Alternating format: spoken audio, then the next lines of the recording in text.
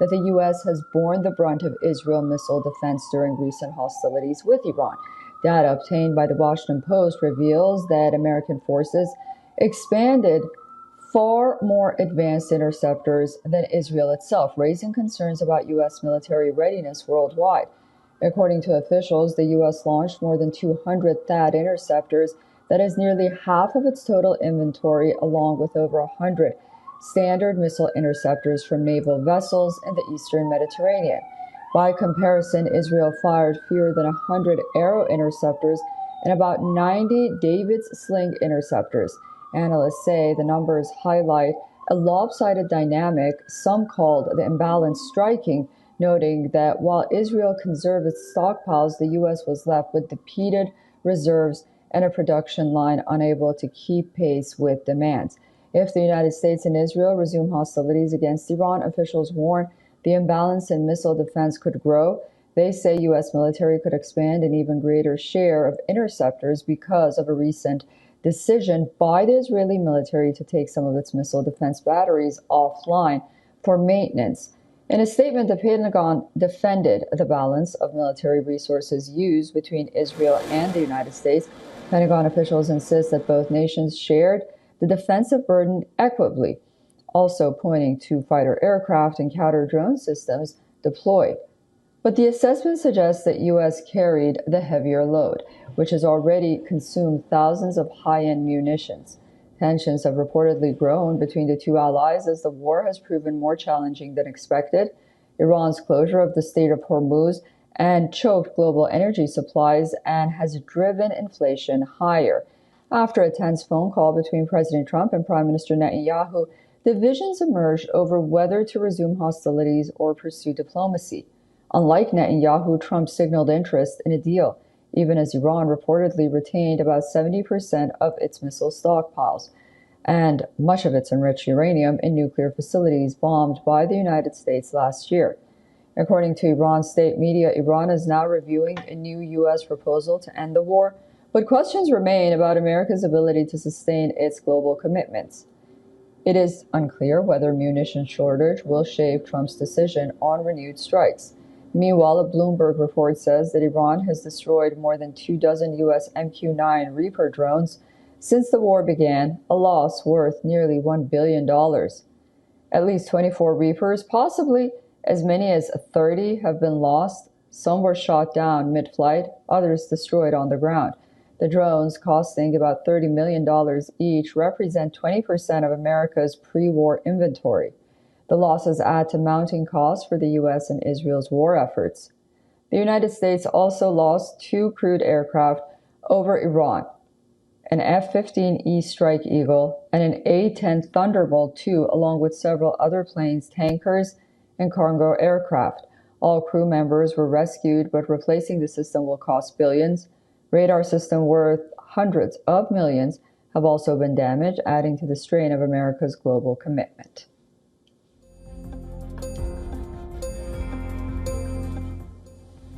Joining us live on the broadcast is Hafid Boutaleb, geopolitics and international relations analyst at AOB Group. Hatif, welcome back to WION, and thank you so much for joining us. So what do you make of this Washington Post report? Because it's in contrast with what the Trump administration has been saying, that they're in good shape when it comes to the military. Good shape, and this is very extremely concerning. Hello, Susan, by the way. I want to start, yes, there is this report of the Washington Post, but there is also the United States Government Accountability Office. And the GOA, since 2021, is constantly alerting on the degradation over the last decades of the American military capabilities because of the maintenance costs, the aging systems, the human resources issues, again, also the training issues, the modernization also issues. These long-standing wars have considerably consumed the American U.S. military capabilities. When the war against Ukraine, between Russia and Ukraine started in 2022, everyone was puzzled by this ammunition issue.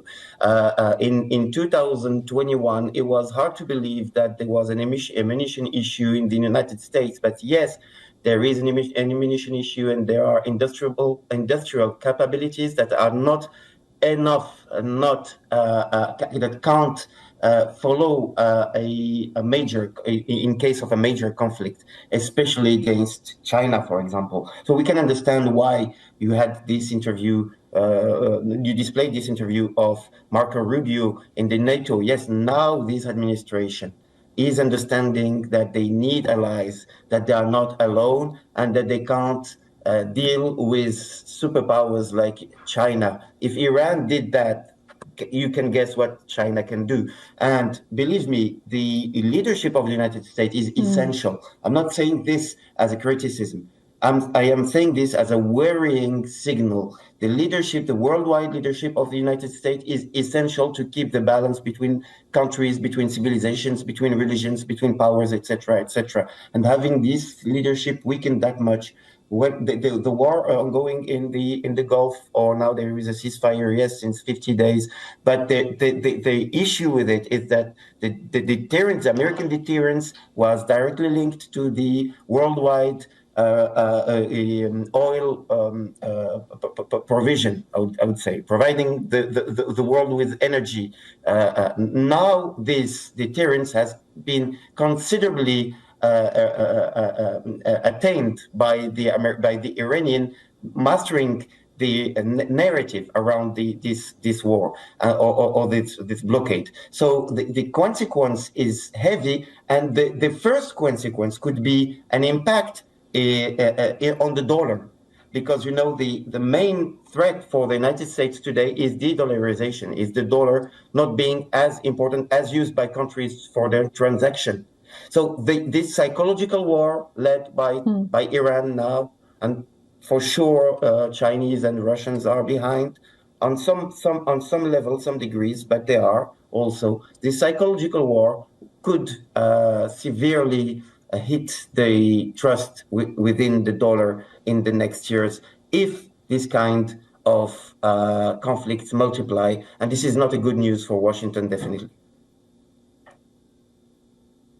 And as you're just watching these past few weeks with the ceasefire, and then with talks that perhaps there is a U.S. proposal, on the other side there's an Iranian proposal, it almost seems like we're in this cycle of just repeating what has been happening. How do you see the United States moving forward? Do you think there is a high likelihood that the war will resume and the U.S. and Israel will continue attacking Iran? No, I'm not. I think the war will not resume. There are a lot of events taking place this summer. United States are celebrating 250 years, and they have no interest in celebrating it with a cold conflict in the Gulf, with expensive energy in the United States, especially while Americans are driving for holidays, and they want to see the gallon price below $3, and it will not happen in June, but at least shouldn't be over $5. This is one thing. There is also the 80th birthday of Donald Trump in 2 weeks, in the 4th of June. He celebrates 80 years. There is also as said, Fatih Birol, the general manager, the CEO, I would say, the CEO of the International Energy Agency. The strategic oil stocks that have been released by OECD countries a few weeks ago are decreasing faster than what was expected.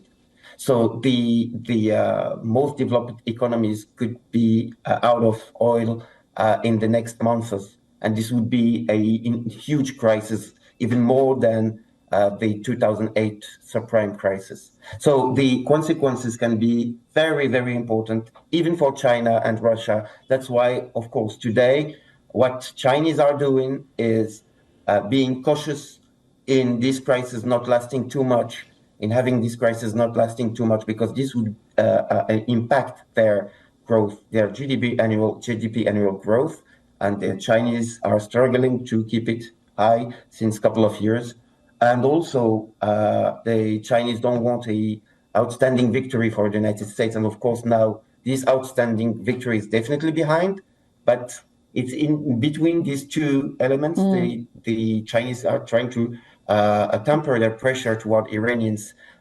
So the definite deal would be reached. But it will not be easy on purpose by the counterparts to make it harder for the United States. And I think as John Mersheimer, the great thinker, theoretician of realism in international relations, said, it's the projection of power in the United States. The problem now is allies and people trusting in the American leadership will have hard time projecting power. Power exists, hard power exists, but projecting it and thinking this hard power is enough to keep the balance, this would be now would be reduced. Okay. Hatif, thank you so much for that thorough analysis. I really appreciate it. I look forward to speaking to you again very soon.